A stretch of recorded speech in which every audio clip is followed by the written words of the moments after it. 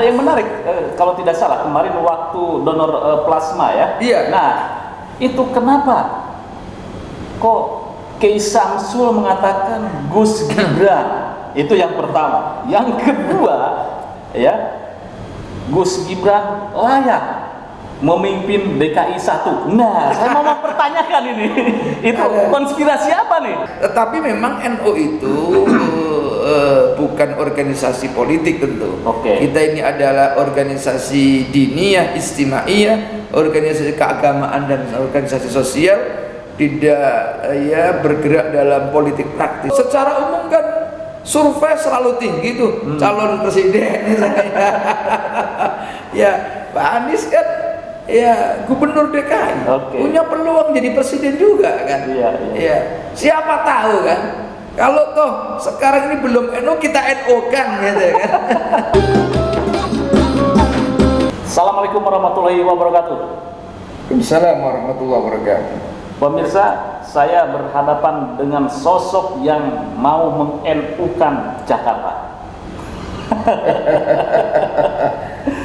Dengan Ketua PWNU DKI Jakarta, Dr. Kiai Haji Samsul Ma'arif MA. Pak Kiai, ya, saya meliput tentang pemilihan Pak Kiai ketika konferensi pemilihan Ketua PWNU Jakarta, DKI Jakarta.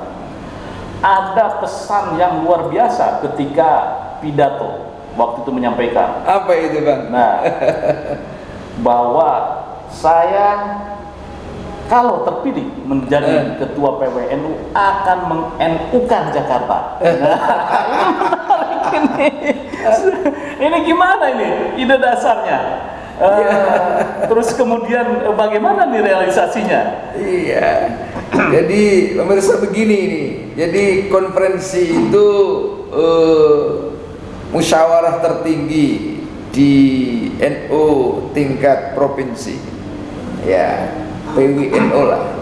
Itu antara lain agendanya memilih ketua baru. Nah, memang di Jakarta ini menarik. NU di Jakarta itu hanya ada 6 cabang. Jakarta Barat, Timur, Selatan, Utara, Barat, Pulau Seribu, 6. Ya. Tetapi pada waktu itu yang mencalonkan diri untuk kepingin jadi ketua PWNU itu 12. Jadi antara suara kemudian calon lebih banyak calonnya daripada pemilihnya. Oleh karena itu dalam pidato saya menyampaikan ingin meng-NU-kan DKI. Karena apa? Karena memang DKI itu sudah NU. Jadi saya mengatakan ya masyarakat Jakarta, penduduk Jakarta asli itu ya, pakai shot, semuanya NU kecuali yang tidak. Amaliyahnya ya. Kecuali yang tidak. Jadi semua itu sudah NU. Terutama dari sisi amaliyahnya orang Betawi ya persis lah dengan NU kebanyakan. Sarungan, ya sarungan. Kalau sholat subuh ya kunut subuh, berjanjinan, manakiban itu biasa. Yasinan, tahlil. Jadi tidak sulit sebetulnya meng-NU-kan DKI. Hanya saya meminjam istilah ya, bahwa kalau bisa warga Nahdliyin di Jakarta itu betul-betul mengikuti NU secara kafah gitu kan. Baik dari aspek amaliyahnya, fikrohnya itu penting, maupun harokahnya, gerakannya. Itu sejalan dengan yang sudah ditetapkan oleh pengurus besar Nahdlatul Ulama. Problematika apa sih sebetulnya di NU di Jakarta ini? Apakah karena masyarakatnya homogen atau seperti apa ya? Iya, pertama memang ini kota besar ya, ibu kota. Tentu pengaruhnya dari beberapa aspek sangat menentukan. baik dari sisi latar belakang pendidikannya, lalu informasi untuk menerima pemberita dari luar juga cukup. Jadi barangkali hampir semua penduduk Jakarta itu setiap hari membaca berita, ya masyarakatnya udah masyarakat digital jadi masyarakat digital ya, betul. Oleh karena itu ini tantangannya juga luar biasa. Oleh sebab itu saya ingin bahwa NU di Jakarta itu betul-betul kita bangun ya, untuk adanya kesadaran bagaimana NU itu supaya ada di tengah masyarakat, terutama bisa memberikan pendampingan kepada masyarakat. Bisa lebih banyak berbicara tentang nilai-nilai kemanusiaan. Dan itu yang kita lakukan dalam waktu 4 bulan kemarin, sejak pelantikan, sejak kita resmi jadi pengurus terpilih ya, belum dilantik itu sudah melakukan kegiatan-kegiatan, antara lain saya sebutkan vaksinasi itu di atas 20 kali melakukan vaksinasi massal. Itu inisiasi dari PWNU. Lalu kemudian ditindaklanjuti dengan kegiatan memberi bantuan makanan kepada orang-orang yang melakukan isolasi mandiri selama 1 bulan. Sehari itu ya, ketika bulan Juli, pertengahan bulan Juli dan awal-awal Agustus itu tidak kurang dari 2.400 orang. Kita sampai mendirikan kurang lebih 12 dapur di wilayah-wilayah itu untuk memberikan bantuan makan langsung kepada orang-orang yang melakukan isolasi mandiri. Nah, berikutnya kita lakukan donor plasma. Ini kan sebuah gerakan-gerakan kemanusiaan. Bahkan kita ngambil sebuah moto yang terinspirasi dari pemikirannya Hadratul Hasyim Asy'ari. Kalau dulu bulan Oktober ya, ketika Hadratul Syekh ditanya oleh Founding Fathers tentang bagaimana ini kok tentara sekutu kembali ke Indonesia, terutama di Surabaya, ingin menjajah, maka Hadratul Syekh mengatakan tentang resolusi jihad. Ya. Jadi bagi orang yang tinggal di radius 94 km wajib hukumnya untuk melakukan jihad, yang kemudian populer dengan resolusi jihad. Itu sebabnya kita ambil tagline-nya waktu kegiatan pandemi itu dengan kalimat resolusi jihad kemanusiaan. Jadi kita dengung-dengungkan itu resolusi jihad kemanusiaan. Nah, inilah yang akan kita lakukan terus-menerus di masyarakat bawah, terutama di DKI, agar NU itu bisa hadir ya, dan di tengah masyarakat ya, di tengah problem yang dihadapi ya hadirlah. Minimal memberikan pendampingan kepada masyarakat. Ada yang menarik, kalau tidak salah kemarin waktu donor plasma ya. Nah, itu kenapa kok Kiai Samsul mengatakan Gus Gibran? Itu yang pertama. Yang kedua ya, Gus Gibran layak memimpin DKI 1. Nah, saya mau mempertanyakan ini. Itu konspirasi apa nih? Jangan-jangan nanti pasangannya Gus Gibran dengan Kiai Samsul nih, antara gubernur dan Lampung.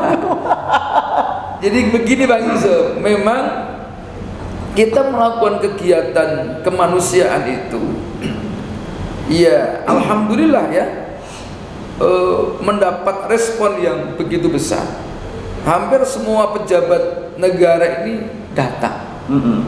Jadi mulai dari Panglima datang menyaksikan kegiatan kami, lalu Kapolri datang, Wakapolri datang, Pangdam datang, gubernur itu berapa kali gubernur itu sampai 4-5 kali hadir di acara NU.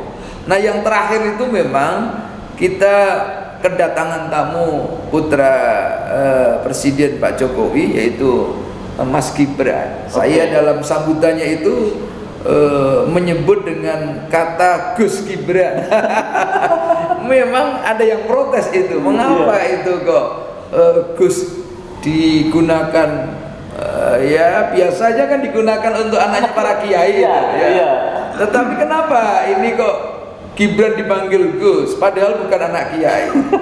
Saya akhirnya ya cari-cari jawaban aja. Kalau Gus itu memang mempunyai dua makna, ya, fihi maknayani, punya dua makna. Ada makna am dan makna khos. Makna am itu makna umum dan makna khos itu makna khusus. Kalau makna khusus itu Bang, Gus digunakan untuk menyebut anaknya kiai, itu makna khusus. Tapi makna am itu secara umum bahwa Gus itu berasal dari kata bagus. Dibuang baknya itu untuk memudahkan panggilan aja. Ini akal-akal saya. Jadi saya panggil Gus Gibran. Iya. Ini tujuannya apa nih? Apa pengen menggait kapal nanti 2024? Iya, enggak lah. Sama ini. Ini silaturahmi. Saya juga kaget ya. Ya, tidak menduga saja kalau Mas Gibran itu datang ke kantor PWNU. Tetapi saya punya ya husnudzon bahwa Gus Gibran ini betul-betul ya karena diundang anak muda pingin hadir silaturahmi saja. Toh ada orang lain yang mengkaitkan dengan politik, itu hal yang lain. Memang di antara banyak wartawan nanya kepada saya, kira-kira Gus Gibran itu layak nggak jadi gubernur? Ya saya jawab layak saja, masa saya jawab nggak layak? Layak. Dan itu rame. Tetapi memang kita sejujurnya butuh anak-anak muda yang punya kemampuan untuk mulai sekarang itu melatih diri, ya mempersiapkan diri menjadi pemimpin. Dan itu kita butuhkan. Ya, siapapun ya. Saya berharap ya nanti dari NU juga muncul tokoh-tokoh muda yang secara politis bisa ya dipertimbangkan ya. Saya kira kalau soal politik itu kan NU gudangnya, cuman yang dorong aja ada apa enggak. Kalau sosok politisi kan banyak. Saya menyebut di kepengurusan PWNU itu banyak tokoh politisi hebat-hebat, Bang Yusuf. Siapa saja nih? Oh, satu misalnya ada Nusron Wahid. Ya, sebagai apa di PWNU? Itu wakil Rois Syuriah. Ya, lalu Mas Jazilul Fawaid. Tahu Jazilul Fawaid kan? Wakil ketua ya MPR, wakil ketua MPR itu salah satu wakil ketua di PWNU. Lalu kemudian Bang Taufik, wakil ketua DPRD, itu sekarang menempati jajaran bendahara. Lalu ada Pak Syarif, juga anggota DPRD. Ya, ada lagi tokoh PDIP itu bidang hukum Bang Sira Prayuna. Jadi luar biasa. Ada dari Nasdem, ada dari Demokrat, ada dari Golkar, ada dari Haji Lulung. Itu pada waktu itu masih jadi anggota DPR fraksi PAN. Kan luar biasa ini.